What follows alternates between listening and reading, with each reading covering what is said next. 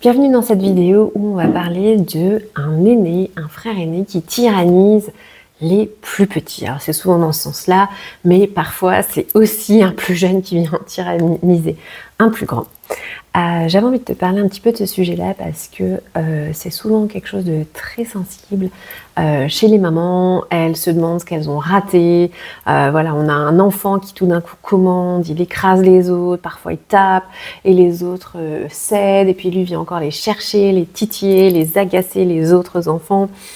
Et en fait, tu lui dis d'arrêter, mais ça recommence et parfois devant toi, même parfois sans se cacher. Et c'est hyper désagréable en tant que maman parce qu'on se retrouve dans un sentiment d'impuissance. Et en fait, tu lui expliques, mais ça ne change rien. Tu vas essayer d'avoir des conséquences. Tu mets en place des conséquences. Et en fait du coup ça ne fonctionne pas, t'essayes de le convaincre, ça fonctionne pas, t'essayes d'attiser son empathie, ça fonctionne pas, et puis du coup en fait toi ça t'agace, tu sens que peut-être tu te juges en mode est-ce que je protège assez les petits, est-ce que je dois les séparer du coup, est-ce que je dois les mettre à part, mais du coup enfin voilà, tu rentres dans un truc à te faire transpirer de réflexion et de dire mais en fait tu te poses la question, est-ce que ça va être un enfer, est-ce que ça va durer, voilà, et tout ça finalement c'est dans ta tête ou dans tes émotions et du coup ça fait une charge. On va en parler aujourd'hui. J'avais déjà envie de te dire, quand un aîné tyrannise un autre enfant, c'est presque toujours après un changement. Alors ça peut être un bébé, un déménagement, une période difficile, qu'il a perdu quelque chose, et en fait il va compenser, il a ce besoin de reprendre le contrôle, de reprendre le pouvoir. Alors non, ça ne veut pas dire que tu n'aurais pas dû déménager, ça ne veut pas dire que tu n'aurais pas dû avoir un autre enfant, ça ne veut pas dire que tu as fait un mauvais choix de vie, rien à voir, rien à voir. C'est simplement le pouvoir qu'il va prendre, c'est finalement sa solution à lui. Bien sûr, il y en a d'autres, mais c'est celle qu'il choisit, c'est celle qui lui convient, de pouvoir se sentir exister encore, d'avoir quelque part le contrôle sur quelque chose. Et du coup, c'est un mécanisme de survie.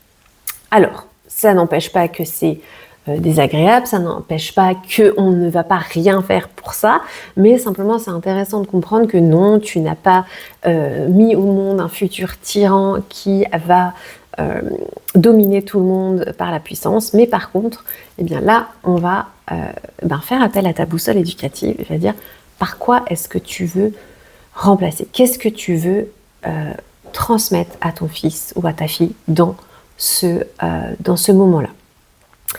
Et en fait, tant que tu vas traiter le comportement, en fait, tu vas traiter le symptôme. Et le problème, il n'est pas le fait de tyranniser, le problème, il est en dessous. Et c'est hyper important de le savoir, parce que du coup, ta réponse et l'autre direction que tu vas donner à ton enfant pour l'accompagner à avoir ses compétences, ses autres compétences, va beaucoup changer. Ok ? Et du coup, en fait, s'il cherche à être vu, à avoir du poids, à compter, et que tu vas commencer à le reprendre par exemple devant les autres enfants, finalement tu vas renforcer le fait qu'il va tyranniser, parce que finalement tu en quelque sorte le minimises devant les autres et lui il cherche à exister. Donc il va penser qu'il est encore moins important. En plus, peut-être que toi tu veux montrer aux plus jeunes que tu les protèges, mais finalement ça va être au détriment de ton autre enfant qui tyrannise. Donc moi je serais toi, je traiterais ça de façon séparée, d'aller parler avec ton enfant tyran, de dire mais non en fait c'est pas ok, enfin voilà, on en parlera un petit peu après. Et tu vas aussi parler à tes enfants qui sont soit les plus jeunes, soit qui sont tyrannisés, pour leur dire ok, ça c'est quelque chose qu'on ne veut pas accepter dans la maison, on est en train de travailler dessus, je veux que vous vous sentiez en sécurité dans la maison, c'est important, et on est en train de travailler dessus. Et c'est tout. Et du coup, ton enfant, il va chercher à être vu, à avoir du poids et à compter. Et en fait, du coup, l'idée, c'est de donner ces besoins-là, qui sont des besoins de reconnaissance, mais d'une façon autre, en fait. Du coup, moi, ce que je préconise, c'est de pouvoir donner un rôle à un enfant. Pas une autorité, d'accord, ne pas lui donner une autorité, mais lui donner un rôle spécifique. Une place unique qu'il peut avoir dans la famille, où il se sent contribuer, où il va contribuer finalement à la famille. Et Après, ça dépend, mais moi, ce que j'aime faire, c'est d'avoir des valeurs familiales, d'avoir une boussole familiale, d'avoir des choses dans notre famille, on dit, mais on a envie de construire ces choses-là, ces valeurs-là. Et du coup, en fait, on peut confier ça et demander à notre enfant, ben écoute, moi j'ai envie que tu sois garant peut-être dans la famille d'une des valeurs familiales. Peut-être qu'on peut jouer sur l'âge en disant, ben ok, là maintenant t'es grand, t'as atteint cet âge-là, je ne sais pas quel âge là, et j'ai envie qu'on puisse construire ça ensemble. Quelles sont tes idées pour être garant, par exemple, de l'empathie, par exemple, de l'écoute, par exemple, du fun dans la famille et qu'on fasse tous en sorte que tout le monde ait un peu de fun chaque jour ou ait du fun chaque jour, eh bien j'ai envie de te mettre responsable de ça. Attention, c'est pas une autorité. Et du coup, en fait, d'aller lui demander d'être force de proposition, ça va être trouver sa place. Et ça, c'est vachement intéressant. Bien sûr, l'idée, c'est aussi de passer un petit temps avec lui, qui est défini dans la semaine, mais pas en mode je vais combler l'urgence. Ah, j'ai vu que mon enfant, tout d'un coup, il a été tyrannisé. Ah ben, on va passer un temps avec lui. Parce que sinon, en fait, il va comprendre que dès qu'il tyrannise ses frères et sœurs, mais en fait, sa récompense, ça va être de passer un temps avec toi. Donc l'idée, c'est qu'on ne veut pas mettre en place non plus ce comportement-là. Mais par contre, on le fait dans des échanges et on le fait dans d'autres moments. D'accord. Et j'ai envie de t'autoriser à... C'est toujours pareil, il y a aussi toujours une histoire de permission. De se dire, et en fait, non, c'est pas un tyran, et non, je suis pas en train de construire un tyran. Et comment on fait? Et en fait, vraiment, l'idée, c'est que j'ai envie de t'encourager à être une maman impactante et de t'autoriser à dire, mais en fait, moi, ma vision de famille, elle est importante. Et elle mérite que mes enfants aillent dedans. Et du coup, tu leur apprends des compétences, mais tu peux aussi les mettre en situation de responsabilité. Attention, quand j'ai responsabilité, c'est pas situation d'autorité. C'est pas la même chose. Et en situation de responsabilité et d'embarquer tes enfants dans ta boussole éducative et de pouvoir dire pourquoi c'est important. Par exemple, tu peux dire, bah, moi, c'est important pour moi qu'on s'écoute. Vraiment qu'on s'écoute.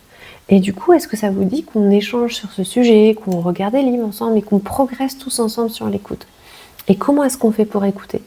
Et du coup, tu vas pouvoir échanger avec eux en mode, voilà, on peut écouter avec ses oreilles, mais parfois on peut aussi écouter avec les yeux, le langage non verbal. Parfois aussi, on peut écouter avec le ton. Comment c'est dit? Par exemple, est-ce que c'est un vrai pardon quand tu dis « je te demande pardon hein » et qu'on est un peu énervé comme ça? Est-ce que c'est un vrai pardon? Ok, est-ce qu'on peut l'accepter? Est-ce qu'on peut pas l'accepter? Et ça, c'est un sujet à débat. Il n'y a pas de réponse. Et vraiment, j'ai envie de t'encourager à t'autoriser à vraiment ce que tu as dans le cœur, ce que tu as envie de transmettre, de t'autoriser à y aller pleinement. Parce que déjà, c'est des choses qui sont importantes pour toi et c'est des choses qui vont équiper tes enfants. Moi, j'aime bien dire, on prépare l'adulte de demain. Et face à un enfant qui est un peu tyran, qui a envie, qui a besoin d'être au contrôle, besoin de savoir qu'il a un impact et qu'il est important, eh bien c'est intéressant d'utiliser des choses que toi tu sembles aussi importantes pour, entre guillemets, travailler, co-créer quelque chose dans ta famille. Et ça va être vraiment bénéfique pour lui, ça va être vraiment bénéfique pour toi, et ça va être bénéfique aussi pour tes enfants. Parce que du coup, au lieu d'être la personne qui va porter cette vision éducative, finalement, tu vas pouvoir la partager et faire de ta famille une équipe. Et ça, c'est hyper intéressant. Et j'ai vraiment envie de t'encourager à t'autoriser à aller là-dedans. Alors, juste pour finir ce sujet, non, tu n'as pas créé un enfant tyran, tu as juste créé, il y a juste un enfant qui souffre à cause de X ou Y raison et qui l'exprime d'une façon qui pour toi est horrible, mais qui l'exprime au moins. Et ça, c'est vraiment aussi quelque chose que j'ai envie de te mettre ton regard dessus. Oui, il l'exprime en étant tyran. Oui, on va changer les choses. Oui, il y a des choses à faire et c'est pas agréable, mais il l'exprime. Et il pourrait aussi l'exprimer avec une perte d'estime, en mode silencieux, en mode je vais m'auto-flageller avec plein de choses négatives et que peut-être on le verrait moins et que peut-être on penserait que c'est un enfant calme. Donc j'ai envie de dire, quelque part c'est une bonne nouvelle parce qu'il te montre et il exprime un mal-être. Et la bonne nouvelle aussi derrière, c'est que je suis sûre que toi tu vas trouver une solution et que tu vas créer quelque chose qui va te ressembler, qui va ressembler à ta famille. Merci.